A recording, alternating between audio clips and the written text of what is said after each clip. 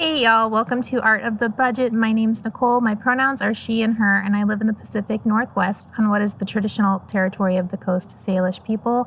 I am an artist and educator, and I'm learning about budgeting, saving, and planning for the future. Today we're going to do May week 5 budget check-in. I don't know how you guys do it. Let me know down below how you break up your month. For me, I do get paid twice a month, but it works out for me to budget by the month.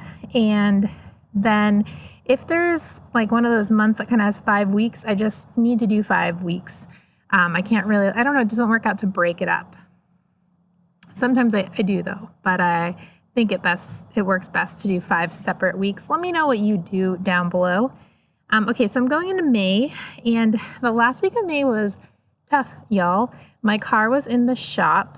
I'm getting ready to go on a road trip, so I kind of put it in the shop by choice, but it just made me go crazy and just get real wild with my budget. I live on a bus route. It's very easy to bus through my job. I get a free bus. I got a sticker on my student ID, which allows me to use the bus for free.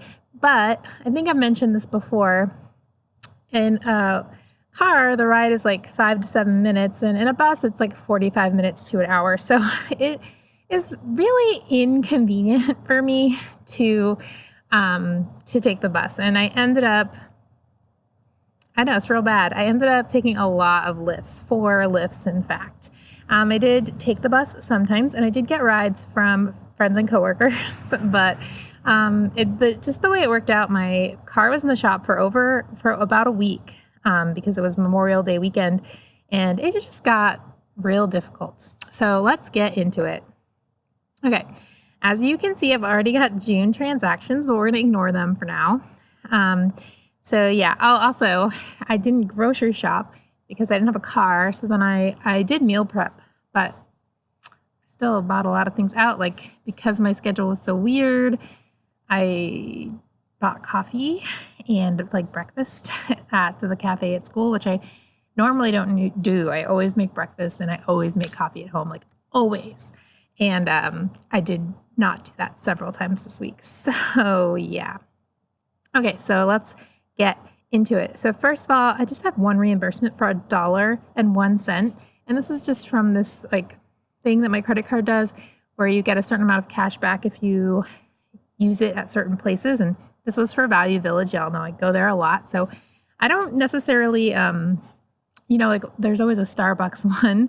And I do enact them. What is the word? I do turn them on just in case. So hopefully after this week, I'll get some of those cash back, 10% cash backs from Starbucks. But anyway, I got $1.01 back from a trip to Value Village. So I'm going to put that in reimbursements. I'm going to go down to eating out because I have a lot of these cafe visits. It's just once it got difficult, I just did a terrible job of budgeting. Let me know if that ever happens to you. So at least by the time we're done here, then I'll, on my own, reconcile the budget. I'll be back for another video in which I just kind of go over the highlights of the reconciliation, but at least I'll know how much I went over. So I've got $1.25 at the cafe at school. I've got $9.75 at the cafe at school. $7.41. I'm pretty sure that's a breakfast, coffee, and a bagel.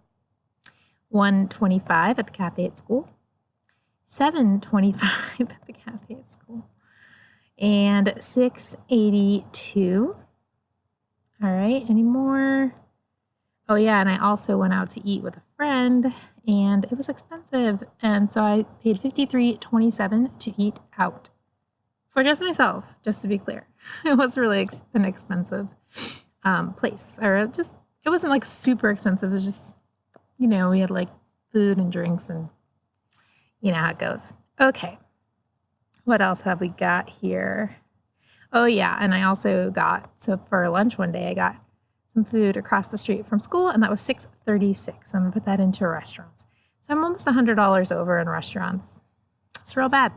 Okay, So let's see. I'm going to scooch up. Let's see, two housing. And I did pay rent, which is $1,100. I also received rent from my housemate, which is half of that, $550. Okay, so then I'm going to go up here down here to gas.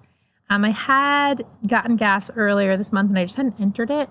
So that was $41.67. That's the only time I actually got gas this month. I don't drive a ton and my car was in the shop for a week. So I did pretty good on gas, but I will still go over because I'm going to include Lyft into this section. So in addition to the one Lyft that's already been entered, which was $11.31, I also had a Lyft for $11.44,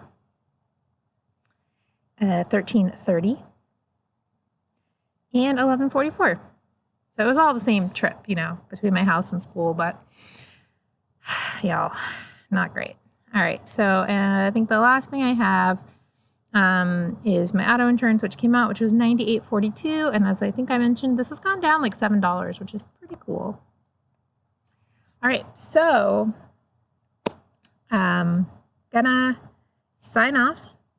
Let me know how you did the last month or the last week of May. As you can see, I've got a little bit of red. I think that it's not the worst. Like, it could be worse. Yeah, so I will see you again soon in a video where I reconcile my May budget and also my January budget, June. In the Pacific Northwest, they call it January sometimes because it's real cold. But anyway, my June budget plan. See you then. See you later.